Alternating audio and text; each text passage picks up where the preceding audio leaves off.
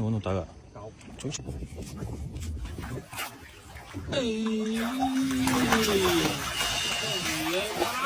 Tập đi mơ bán lấy cho mơ túi mà đo.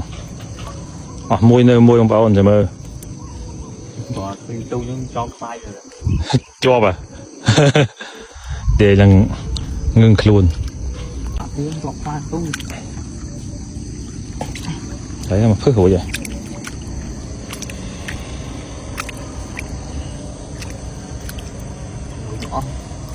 Ăn nói không?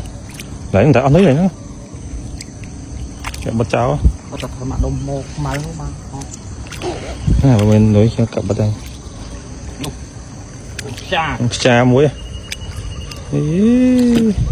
Cha đồng ray. Cha.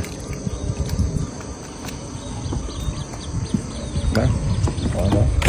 Lọ. Cái này chá mấy. Lăng à.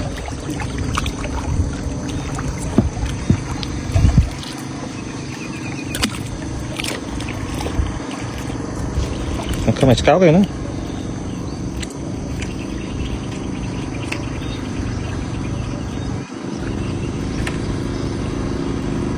Ôi.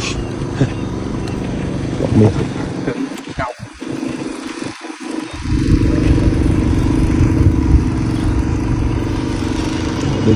Nuôi gặp ư?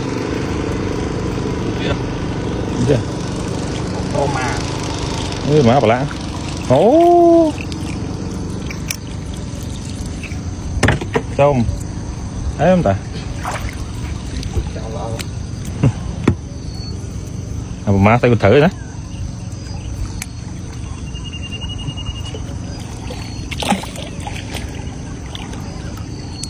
Tạo tới ăn thịt bà lạ. Đồ fly những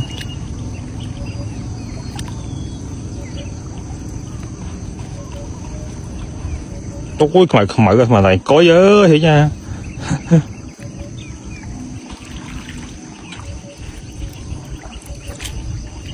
Anh đối trong cho tập bị ngay ban đi hả? Slang lên.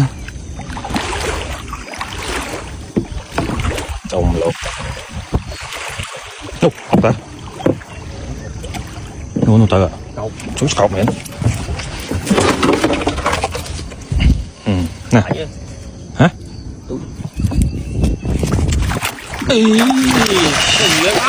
Cọc mẹ. Lạnh luôn. Cọc mẹ này này. Không con làm.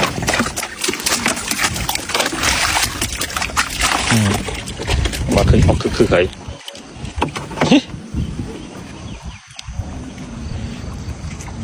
Cứ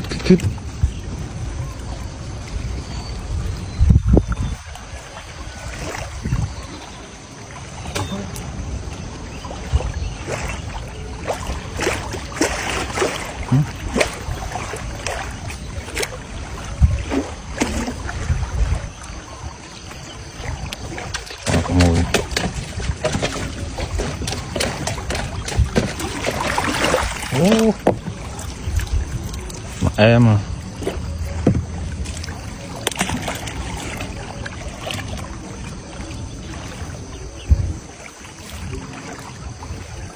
Ôi rõ tăng điទៀត.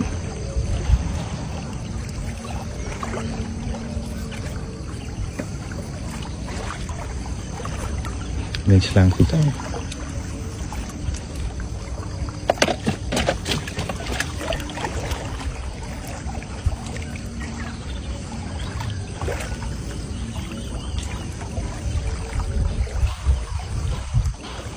Fly thùng bật người lên.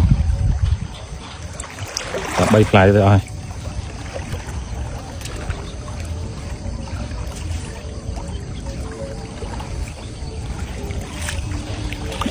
Mũi chết.